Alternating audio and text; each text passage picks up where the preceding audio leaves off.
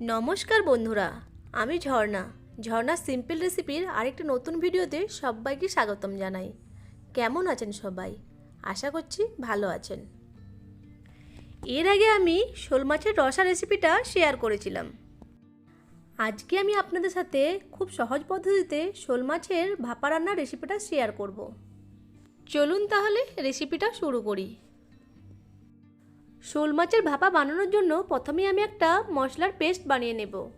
তার জন্য একটা মিক্সিং জারে 2 চামচ সরিষা, 1 ইঞ্চি আদা, 5টা রসুনের কোয়া, 2টো কাঁচা লঙ্কা, 2টো শুকনো লঙ্কা, অর্ধেকটা মাঝারি সাইজের টমেটো আর কিছুটা ধনেপাতা নিয়ে গ্রাইন্ড করে একটা স্মুথ পেস্ট বানিয়ে নেব। এরপর আরেকটা পেস্ট রেডি করে নেব। তার জন্য একটা বাটিতে 1.5 চামচ জিরে গুঁড়ো, 1 চামচ ধনে গুঁড়ো, 1 চামচ হলুদ দিয়ে দেব। অল্প জল যোগ করে এরকম একটা পেস্ট বানিয়ে নেব।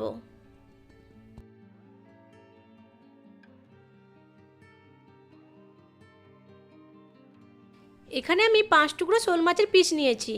মাছটিকে কেটে খুব ভালোভাবে ধুয়ে নিয়েছি। মাছের মধ্যে 1 চামচ লবণ যোগ করে আগের থেকে রেডি করে রাখা সরষে, টমেটো, আদা, রসুন আর লঙ্কার পেস্টটা দিয়ে দেব। আর দিয়ে দেবো আগের থেকে রেডি করে রাখা জিরে গুঁড়ো, ধনিয়া গুঁড়ো আর হলুদের পেস্টটা। 3 টেবিল চামচ সরষের তেল দিয়ে মশলাগুলিকে মাছের সাথে ভালো করে ম্যারিনেট করে নেব।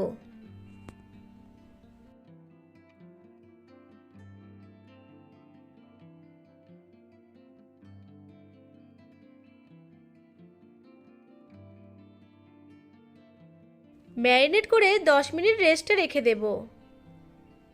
10 মিনিট পর একটি কড়াইয়ে 1 টেবিল চামচ সরষের তেল দিয়ে তেলটিকে গরম করে নেব। দিয়ে দেব একটা শুকনো লঙ্কা, 2টো তেজপাতা। কড়াইয়ের তেলটা চারিপাশে একটু ছড়িয়ে নেব। দিয়ে দেব 1 চামচ গোটা জিরে। ফোড়নগুলিকে 30 সেকেন্ড সময় ধরে ভেজে নেব। ফোড়নগুলি ভাজা হয়ে গেলে ম্যারিনেট করে রাখা মাছগুলো দিয়ে দেব।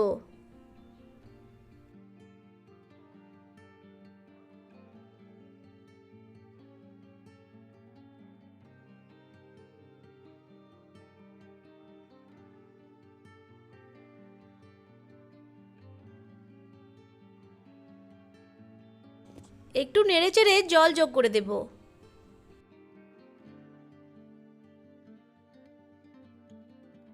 ঢাকা দিয়ে মাছগুলিকে 10 মিনিট সেদ্ধ করে নেব।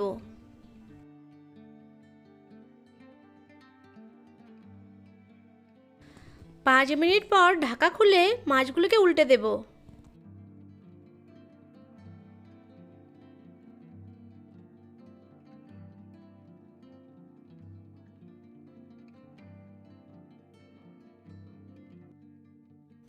স্বাদটাকে ব্যালেন্স করার জন্য দিয়ে দেব 1/2 চামচ চিনি আর দিয়ে দেব 2টো কাঁচা লঙ্কা।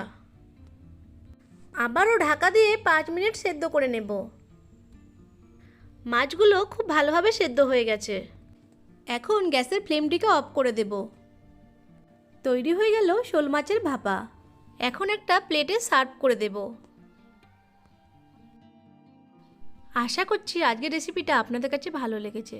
ভালো লাগলে আমার ভিডিওটি লাইক, কমেন্ট, শেয়ার আর চ্যানেলটিকে সাবস্ক্রাইব করে পাশে থাকা বেল আইকনটি অন করে রাখবেন আমার পরবর্তী ভিডিওর নোটিফিকেশন সবার আগে পাওয়ার জন্য।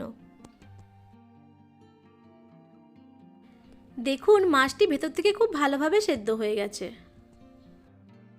ভিডিওটা প্রথম থেকে শেষ পর্যন্ত দেখার জন্য আপনাদেরকে অসংখ্য ধন্যবাদ।